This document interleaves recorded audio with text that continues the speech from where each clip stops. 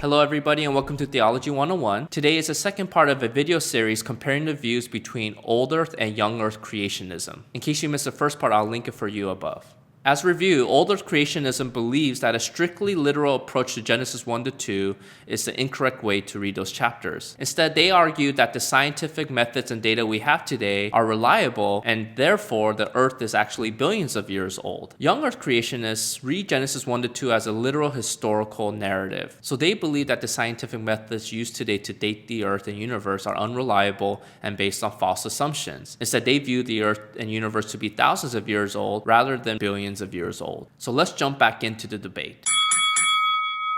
How do you deal with the issue of sin and death? It seems that the Apostle Paul says that death did not exist until sin entered the world in Genesis chapter 3. Paul writes this in Romans chapter 5 verse 12. Sin entered the world through one man and death through sin.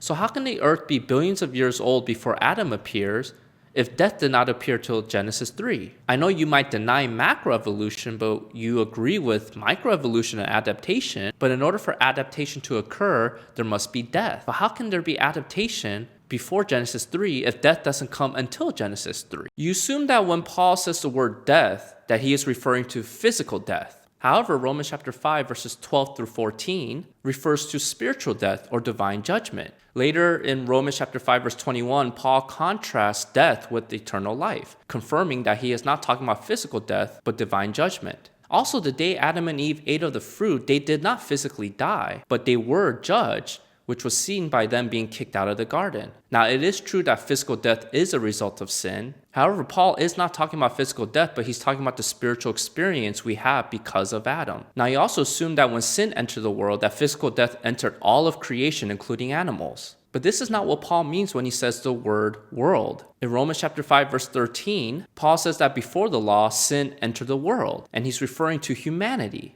In fact, Paul uses the phrase all men in the second part of Romans chapter 5 verse 12 and Romans chapter 5 verse 18 as a synonym for world. And if physical death didn't enter our world until sin entered our world, then how do you explain the death of plants? You agree that plants were killed as food before Genesis chapter 3. Now, I'm wondering, if you really believe that the earth is thousands of years old, how do you explain the discrepancy with what we see in science, indicating that the earth is a lot older than that? I agree that the earth might look older than thousands of years old, but doesn't mean that it's actually as old as it appears. For example, when God created Adam, he didn't create him as an infant, he created him as an adult. In the same way, when God created the earth in 6 days, he didn't create the earth in its infancy stage, he created the earth in its mature stage. So the earth looks like it's billions of years old, doesn't mean that it took billions of years for it to appear that way. Then how do you explain fossils and the dating of those fossils? Based on the current decay rates and the sedimentary levels, we know fossils are millions of years old and not thousands of years old. How do you explain that discrepancy? The flood moved the layers of the earth because of its intense wind and pressure, and all the animals that died from the flood became the fossils that we see in all these different layers. And so you can't look at the sedimentary rock layers today and assume that it happened over millions and billions of years. Instead, this all happened through a cataclysmic event, namely the flood. How do you know that the layers of sedimentation was disrupted by the flood? The flood was a miraculous event. You can't verify it through the scientific method. This is a problem using science to try to date the events in the Bible. The scientific method does not account for miraculous events. How can the scientific method measure how God created the world out of nothing, or how God created a flood that killed the entire human and animal population? Now, there are a few theories that can help explain Genesis 1 to 2 that fits with science. The first one is the age-day theory. This means that the days appearing in Genesis 1 does not refer to literal 24-hour days, but to longer periods. I already gave several passages earlier that shows that day can refer to a period longer than 24 hours. But the second theory is called the gap theory. This theory says that there was a gap of millions of years between Genesis chapter 1 verse 1 and Genesis chapter 1 verse 2.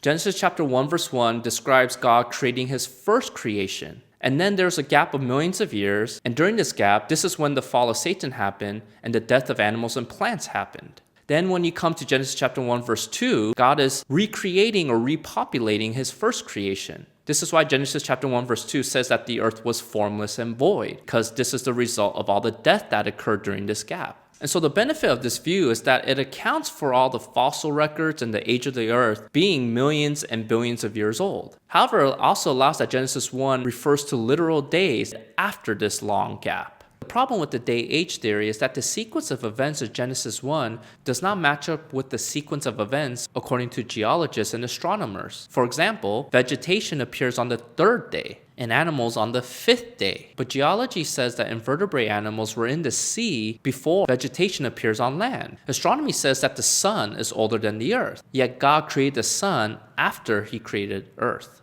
The problem with the gap theory is that there is no light in the first world since God didn't create light until day 1. So how did all the plants and animals live and die without the sun? You try to reconcile science with Genesis chapter 1, but it doesn't seem to fit. Well, there's one final theory that has nothing to do with science. This is called the pictorial day theory. This view says that Genesis 1 simply provides pictures or symbols as a theological framework instead of describing a chronological event. The point of Genesis 1 is that God is creating his temple on earth so that he can dwell with his people. God created for 6 days and rested on the 7th day. And this 7th day framework becomes something that is used later in Exodus chapter 39 to 40 when Israel spends 7 days to construct the tabernacle. This creation account becomes a theological framework later in 1 Kings chapter 6 verse 38 when Israel spends 7 years to build the temple. And all these temple projects include divine blessings and cursings which echo Genesis chapter 1 and 2. This is why God walked around in the Garden of Eden in the same way that he walks with his people in the tabernacle and the temple. Adam is placed in the garden to cultivate and keep the garden, and these two verbs are translated elsewhere to describe the job of the priest to guard the temple. The tree of life serves as a model for the lampstand, which was in the shape of a tree. And when you look in Israel's temple, there was wood carvings of flowers that recalls the Garden of Eden. And so Genesis 1 is not meant to be read as a historical narrative describing the exact sequence of how God created the universe. Instead, it is a series of pictures that serves as a theological framework describing God creating this world to be a temple so that he can live with his people. And we see that this finally culminates in the new creation when Jesus returns and reigns on earth, and the river of life comes from Jerusalem to bless all the nations. So what did you guys think? Which view did you find more convincing? Leave a comment and let me know. Also, if you found this video helpful, please like it and share it with a friend. And until next time, see you.